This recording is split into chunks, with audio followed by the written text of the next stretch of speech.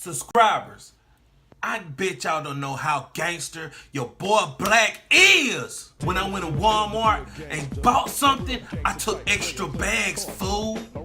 When me and my homies went in IHOP, I walked out without paying. One time, when I got in the parking lot, somebody was gonna get a parking spot, but I said, no, fool, you're not gonna get that parking spot. So what I did was, I got in that parking spot and I took it, and I was like, nah, fool, you ain't getting this, son. You ain't. Let's get on to the review.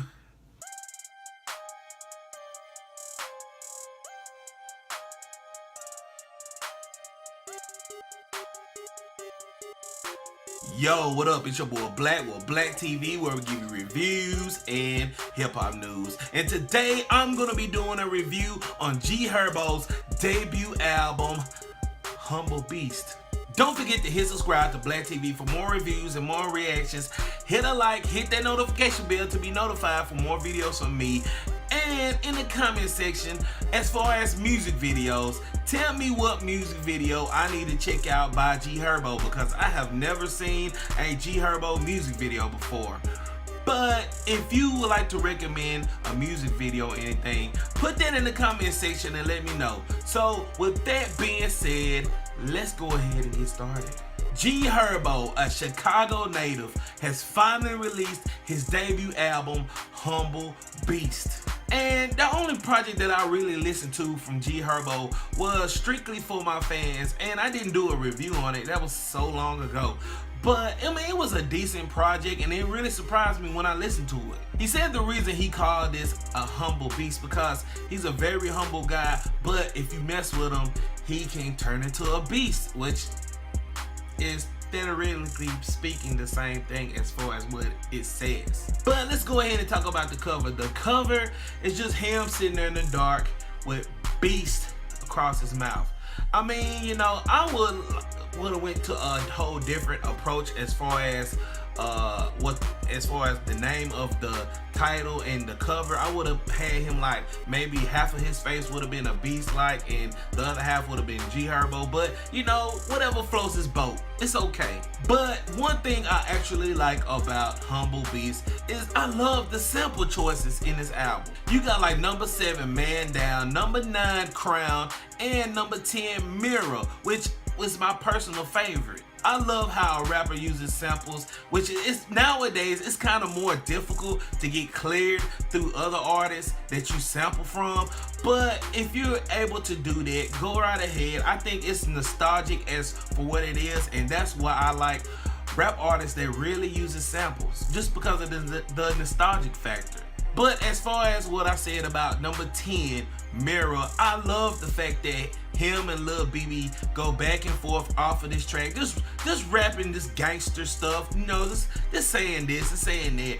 And I love when a duo does that over songs. And the storytelling in this album was pretty okay. I like when an artist goes into certain details of what they go in their history of what they did in the streets, and I really like that. Just like on number 1 Street, where he's basically just telling where he came from. And you know, I would reckon that he comes from a very gangster background, even though he's from Chicago. You know how it goes down in Chirac. And even on number 4, Lil Gangbangin Ass, he basically just tells about his whole gang affiliation and everything, and I like that. But my favorite song off Humble Beast is number 8, Malcolm. You know, this song really reminds me of what Meek Mill does in Tony's story. Like, he just basically telling the story of the average black man growing up in Chicago and his gang banging lifestyle, and how karma wraps back around and gets you. And I like the fact that he realizes that aspect of what can lead into gang banging, and it just tells the story of a guy named Malcolm and what he ends up being. Or I'm not gonna spoil it, but just check it out. But what I dislike about Humble Beast is that one thing, number 5, Everything, featuring Lil Uzi Vert. This song was catchy, it was okay, but it just seemed like when Lil Uzi Vert got on and his verse come on, Lil Uzi Vert didn't sound himself. You know how loud like Lil Uzi Vert usually go like with rhythm, with with a certain song. It just sounds like Lil Uzi just rapped along and just did his little 12 bars. I think it was 12 bars, but it was like, yeah. And the content on this album was pretty much the same. Basically, he was just talking about his gang-banging lifestyle and where he grew up and his whole drug-related stories. But he said that on number 12, Red Snow, that's all he talks about. That's all he do. So if you really like that kind of stuff, I mean, but I actually like if an artist just goes here and there with the content. But hey, if that floats your boat. And some of the songs don't really stay on topic. Like, for example, number 11, Trials. Trials is supposed to be on the chorus. He says it's about ups and downs of him and his lifestyle, the street life.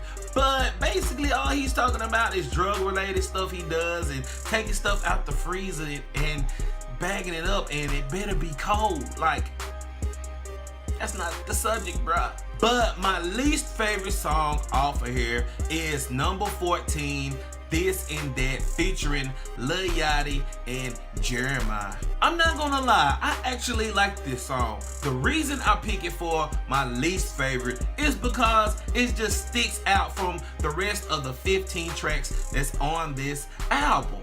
It's like, for example, like this. All right, I'm gonna give you an example. Imagine it's Thanksgiving, and this is what you have on the dinner table. You have turkey, dressing, yams, and fruitcake. Who has fruitcake on Thanksgiving? But that's exactly what I'm saying. I mean, everything is more gang related and drug related and how he grew up, and you just have this high toned song with Lil Yachty on it. I mean, it could have been left off. But let me go ahead and rate G Herbo's Humble Beast. I'm gonna go ahead and give it a 6 out of 10. I mean, it's got good content, good gangster content on it, and basically it's a good gangster album. But for the average listener, I don't think the average listener is really gonna go back to this album because it don't really have any hits, any good high quality songs on it. But it's decent as far as a G Herbo album. So if you're a G Herbo fan, I would really recommend this to you. But if you don't care about anything about G Herbo, then it's whatever. So what do you think of G Herbo's Humble Beast? Do you like it? Do you hate it? What is your favorite song off of here? Do you think G Herbo is an authentic gangster out here in these streets like me, bruh? Don't forget to hit subscribe, hit a like, and if you want your music reviewed or anything on my channel, hit me up on social media on Twitter and Instagram at Black Music, BLACMUZIC. And until next time on Black TV, I holla. Yeah, fool!